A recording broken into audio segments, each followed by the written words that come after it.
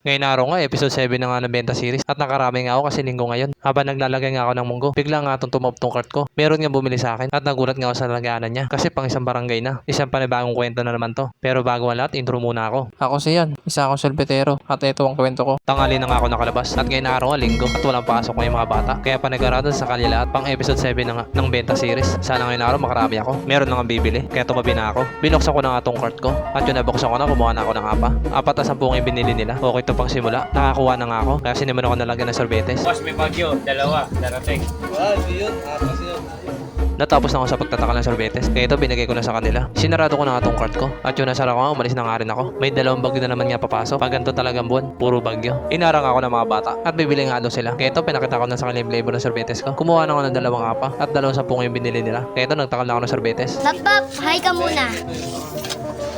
Baka mapap yan. Natapos ko na takal yung sorbetes nila. Kaya ito binigay ko lang sa dalawang bumili. Sinarado ko na rin to cart ko. At di na rin ako nagtagal, umalis na rin ako daw dito. Linggo nga ngayon, kaya yung mga bata nasa labas. Boss, ay na nga no. At ito pa nga lang ang benta natin mga boss. Ito pa nga lang ang benta ko mga boss. Ewan ko magkano yan. Mga boss no, medyo marami na rin pero maaga pa naman. At meron nga gusto magpa-shoutout. Shoutout nga pala doon, makulit na yon. Yung nilagay sa bunganga yung ice cream. Ano? Viral ka na? Shoutout lang. Oh, shoutout na. Shoutout sa mga taga dito. Mga kupal kayo. Meron na nga ulit bibili. Kaya ito tumabi na ako at binuksan ko na nga tong cart ko. Kumuha na ako ng 2 cup at 2 yung binili. Kaya ito sinimulan ko ng takalan ng sorbetes. Shoutout dito. Kasama yung ano, lagi sa bunganga. Shoutout nga pala sa bata na yun kasi yung video niya umabot na ng kalahati milyon. Grabe kasi ginawa niya.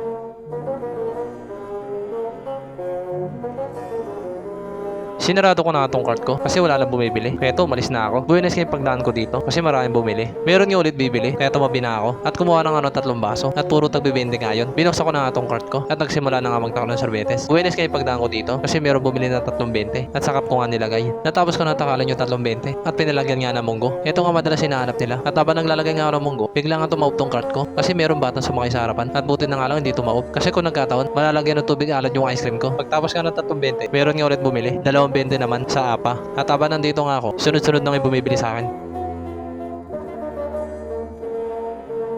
Wala na nga bumibili kasi sinara ko na tong cart ko. Pagtapos nga umalis na nga ako. Buti na lang dito tumawag tong cart ko kasi kung nagkataon, masasayang to sorbetes ko. Sa mga boss ay na nga no, marami na nga bumili. At ito pa nga lang ang benta ko mga boss. At ito nga mga boss no, ang dami nga mabili. Medyo marami na nga. Linggo kasi ngayon kaya marami bumibili ngayon. At ayun nga mga boss no, medyo marami na. At maaga pa naman, malas 4 kaya marami pang bibili. Maaga pa naman kaya tara, let's go. Nagulat nga ako dito sa kumare ko kasi bibili siya ng sorbetes at dito nga daw lagay sa galon na mayonnaise. Birthday daw kasi ng bunso niya. Kaya ito kinuha ko na yung sandok ko. Sasandukin ko na nga lang kasi kung scoop yung gagamitin ko, matatagalan ako. Kapag ito sandok ginamit ko, marami ako makukuha ng sorbetes. Sa mga gusto pa lang umorder dyan, meron nga rin akong ganito. Ang benta ko nga dito 600. Kaya sa may mga gusto, order na kayo sa akin. Natapos ko na lang yan. Kaya ito tinakpan na ng kumare ko at puro keso nga itong binili niya. Inabot ko na nga sa kanya at sinarado ko na nga itong cart ko. Binigyan pa nga ako ng kumare ko ng pansit. Ang bait naman ng kumare ko. Shoutout nga pala sa kumare ko sa kumpare ko. Tinabi ko muna itong pansit kasi naiya ako kainin to. Kaya ito, umalis na ako. Doon ko na lang sa iskinitan tahimik kakainin yung pansit. Pauwi na nga ako kasi anong oras na. At okay rin naman, nakabenta na ako. Mga benta natin mga boss no. At ngayon araw nga, ayun. Madami-dami yung benta natin, linggo kasi. At ngayon araw ay ang benta natin mga 1.5 you know. Basta 1.5 to eh. Yun, buenas. Ito nga no, pauwi na tayo. At ngayon araw nga, nakuha 1.5 tayo. Kaya ano kasi ngayon, linggo, walang pasok mga bata. Kaya buenas yung ano natin ngayon araw. At pang episode 7 na nga nito ng Benta Series. Kaya paano mga boss, hanggang dito na lang.